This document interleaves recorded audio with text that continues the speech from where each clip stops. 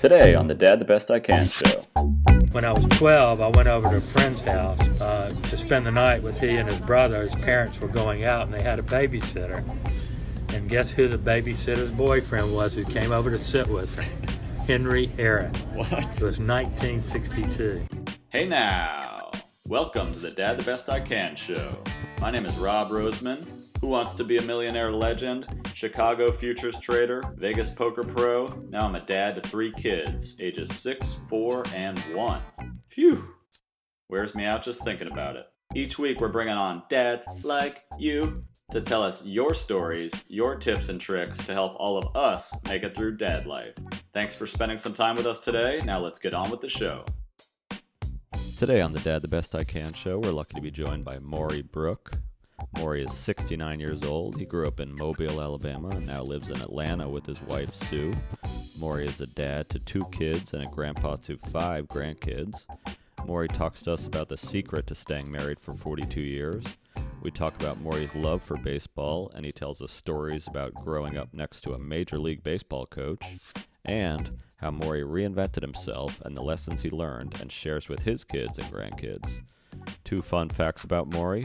When he was 4 years old, he won the Mobile, Alabama Mardi Gras contest, wearing a baseball uniform given to him by St. Louis Cardinals manager Eddie Stanky. And on his second day of college at the University of Alabama, head coach Bear Bryant stopped to ask Maury where the pep rally was. We recorded this episode where most of the best conversations take place, at breakfast over coffee and eggs. So a special thanks to Bagelicious Deli in Atlanta. Okay, enjoy the show. Hey Maury, how you doing? Feeling great, Rob. Thank you. Maury and I are recording at Bagelicious Deli. Is that right? Yes. Bagelicious, the best corned beef in Atlanta. Without a doubt. Maury and I met at a poker table in Cherokee, North Carolina. Random meeting. That's where I meet a lot of interesting people. And we started talking, and I said, I like this guy. So we got to know each other and we started hanging out. I'm so glad we did. And thank you for inviting me on this innovative, progressive show. Yes. Very apropos for the times. My pleasure, my pleasure. Maury, we'd like to get right into some rapid fire questions. Are you ready? Fire. What was the first car you ever owned? It was an orange 2-door Nissan. And it wasn't suited for a lot of dates, but I managed to get some with it. What was your favorite book that you've ever read? It was titled Inspiration by Dr. Wayne Dyer, who's a PhD and actually an educational counselor. I first saw him on PBS and subsequently read his books, and he just gave me a tremendous perspective on life and how to treat people in situations. What's your favorite movie of all time? For some odd reason, it's Shawshank Redemption. Every time I watch it, it holds my interest like I've never seen it before. Favorite concert you've ever attended? Well, I have to say it was a fluke. I grew up on the Gulf Coast, on the Alabama-Florida border, and on a summer break I was with some friends at Gulf Shores, and I saw a group putting up a temporary roadside sign that said, "Tonight, the Allman Brothers Band." And I looked at the building, and it was concrete cinder block. It was small. And I thought, could this be the real Allman Brothers Band? And so a friend of mine and I went with 18 other people on the floor and listened to the Allman Brothers perform. And they were actually practicing for a concert down in Fort Lauderdale and stopped on the way to practice. That was quite unique. What would you want for your last meal? Well, it's probably going to surprise you, but the answer is seafood gumbo. Growing up in Mobile, Alabama, on the bay and the Gulf and the river, it was just a great breeding ground for seafood crustaceans. And my mother she probably put gumbo in my baby bottle when I was little. What is one word people would use to describe you? I've heard the word disarming a lot. That I have a tendency to relax people, and the things that people have told me about themselves in confidence and with trust. And when I share with my wife, she is amazed at why anybody would tell me this. But maybe that's part of my reason for becoming a psychology major and my affinity for Texas Hold'em poker, because you use a lot of psychology. Yeah, it's that southern accent too. The southern charm is real, and I've learned. It works in the northeastern part of the United States. All right, great answers, Maury. So, Maury, tell us how old you are, married with 2 kids? I am 69 and a half. I'm married and to Sue for 42 years. And we have a daughter who's 39 and a son who is 36. And subsequently have 5 grandchildren. I got to pause you for a minute, selfishly. 42 years. Give me one secret to staying married for 42 years, please. I think at first it was argumentative, but then I learned how to pick the right battles and the right battlefields, and learned what was important to her, and she's learned what's important to me, and give and take. So it's a big part of it. It sounds cliche-ish, but that's what's worked for us. Nice. What are some things that that you could pass on to your kids? I trust by now I've passed it on to them because they're mature in their careers and have both married very well and have raised a wonderful family, and both are well respected in the community. I think what I've given to them is more of the common sense factor and how to judge character. I think my wife has given them more of the academic side and the thirst and quest for learning. And in fact, it was imperative that she read to them nightly, book after book after book, till they started their interest of reading on their own. And let's take a quick break to talk about our Dad Tip of the Week for you, brought to you by Kickstart Reading. At Kickstart Reading, you can watch 2-minute videos that teach your kid how to read. This is how I taught my 5-year-old going into kindergarten how to read, and now my 4-year-old in pre-K is learning to read with these videos now too. Best part? 2 minutes. What dad doesn't have time for 2 minutes? Come on, guys. Go to kickstartreading.com and use the code DADTHEBEST to get your first month free. That's kickstartreading.com. So on the Dad the Best I Can show, we like to do one dad tip of the week for other dads out there. What's your dad tip, Maury? First thing that comes to mind is I think dads can be sensitive as well.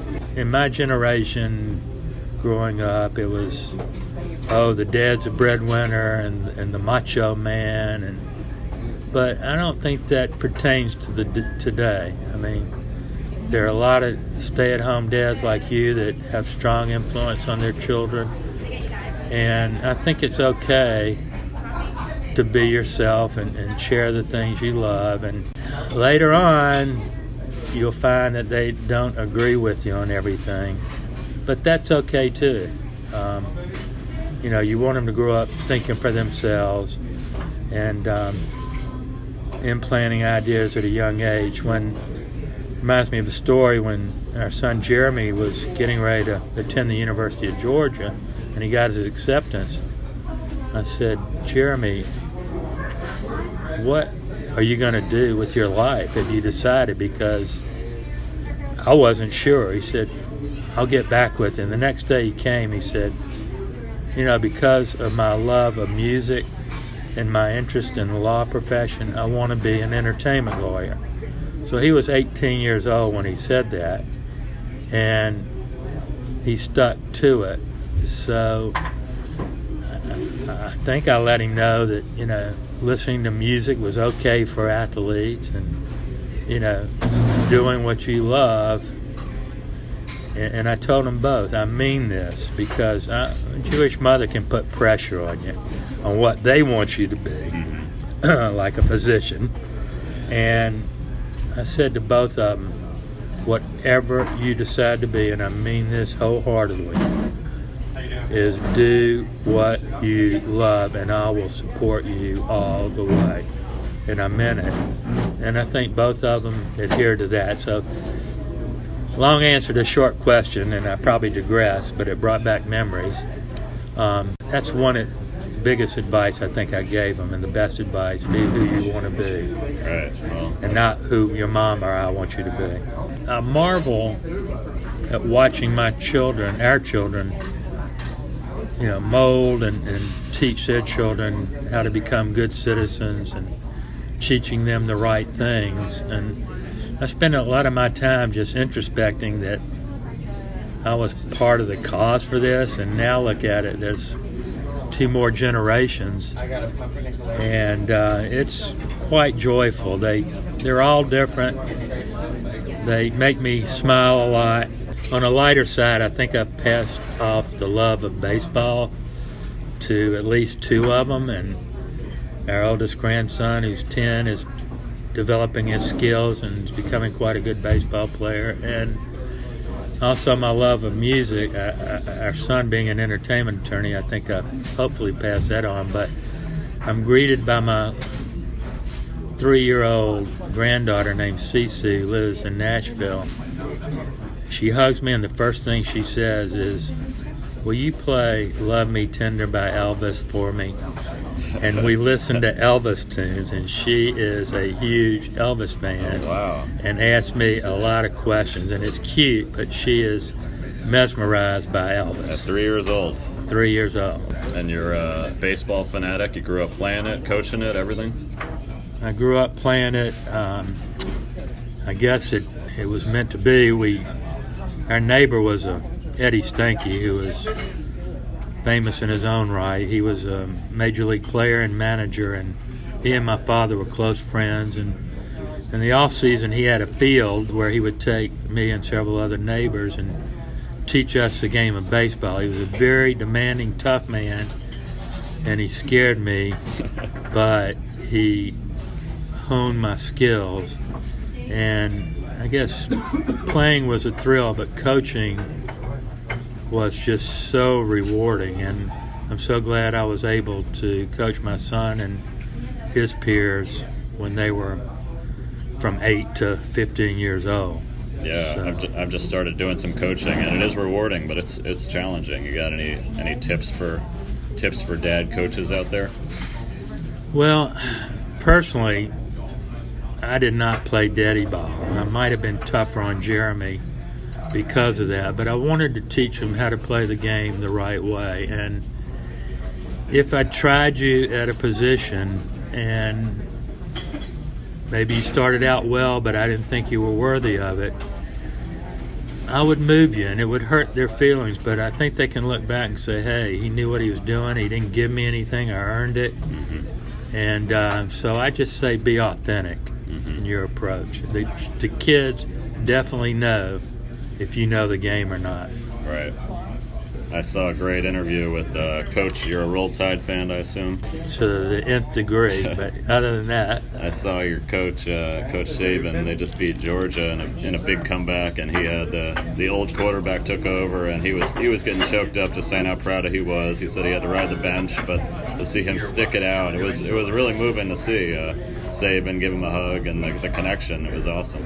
Well, get me on Nick Saban. He's one of the best books I ever read was How Good Do You Want to Be? And it's not just sports. It's the best CEO book I've ever read. He could take over any corporation or any team and take them to the top. He's relentless.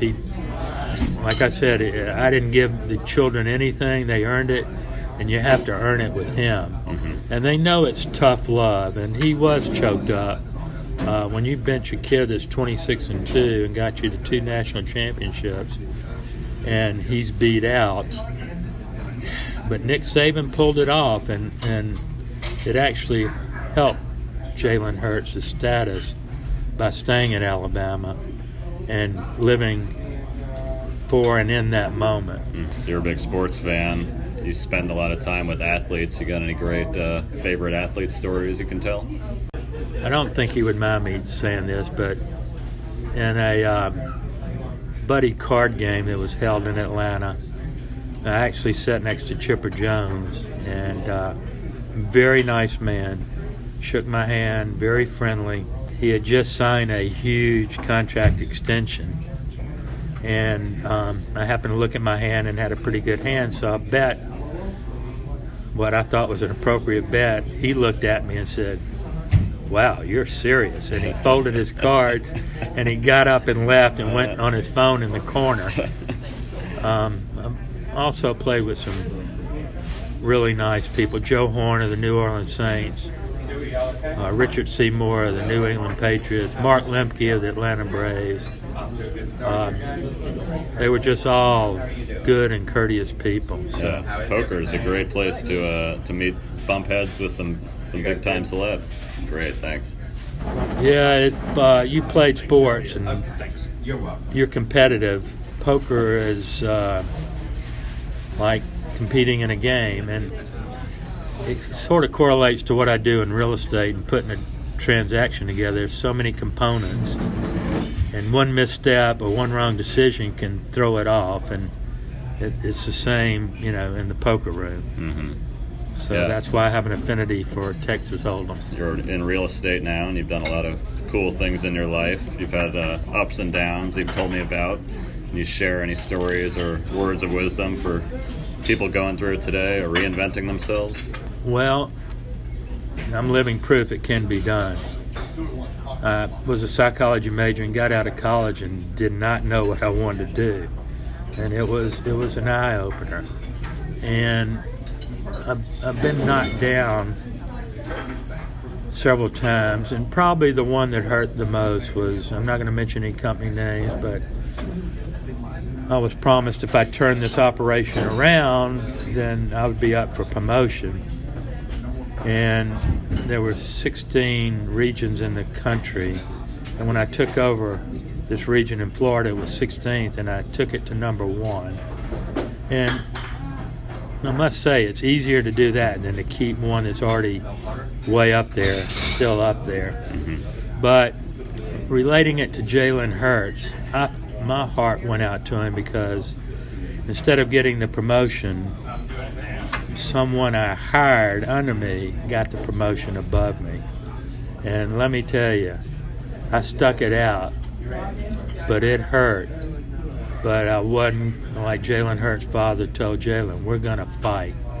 And I fought to overcome it. And as I look back, it was just a tremendous experience that gave me wisdom along the way. So, you've heard the cliche, don't give up. During the recession, I had to reinvent myself. I was doing retail shopping centers and businesses were folding right and left. So sat at my desk and started studying healthcare and assisted living and used my real estate knowledge into that field. You can always branch off, and once you establish a foundation, mm-hmm. and that's something that no one can take away, your experience and your education. I'm an avid autographed baseball collector, and tell us a couple of your best balls. Well, I'm proud of one that actually came from the manager who we grew up with. It was an autographed ball from Jackie Robinson, and it was a 1955 National League All-Star ball, and Eddie Stanky was on that team, and he had actually given it to my father, who gave it to me. And Jackie Robinson's name in a pen was impeccably written. You could tell his character from the way he wrote his name. The only other story I can share is a couple of years ago I went to get my oil changed and sat next to Bobby Cox, who was also getting his oil changed. And what a wonderful human being. And I can see why everyone enjoyed playing for him. He treated me like I was his son. And of course I knew a few of his old players from playing cards, and we talked about them and talked about Eddie Stanky, because he played second base for the Yankees. Bobby Cox did when Eddie Stanky was playing. So gotta throw out a shout to Bobby Cox, who's a treasure. one other, I keep saying one other, is when I was 12, I went over to a friend's house to spend the night with he and his brother. His parents were going out, and they had a babysitter. And guess who the babysitter's boyfriend was who came over to sit with her? Henry Aaron. What? It was 1962. It was the off season. He was with the Milwaukee Braves then, and I mean I was 12. I didn't say anything to him. So Mobile had a lot of influence on me in baseball with Eddie Stanky, Henry Aaron, sweet swinging Billy Williams, who played for the Chicago Cubs. It was a big baseball town. Thank you, Maury, for spending some time with us today. It was a real treat hearing from you. I'm glad we said hi at the poker table and you didn't take all my money. It was a fortuitous meeting. Actually, it was, and Rob told me he was actually getting ready to leave to drive back to Atlanta from the mountains, and something told him to stay, and he sat next to me on my right, and I'm so glad he did, because you're talking about an interesting background at a young age. He's the one that should be getting interviewed, and like I said, I'm honored and privileged. I don't know if I'm the first granddad, but I'm appreciative that we're considered on this quite innovative show, and thank you. Thank you guys for listening to the Dad the Best I Can show. If you enjoyed it, please subscribe and leave us a 5-star rating on iTunes or Apple Podcasts. Actually, 5 stars, we could do better than that. Brooks? Infinity stars. Cameron, how many stars? Infinity 1,000. Infinity 1,000. You gotta one-up them in this household. Thanks. See ya.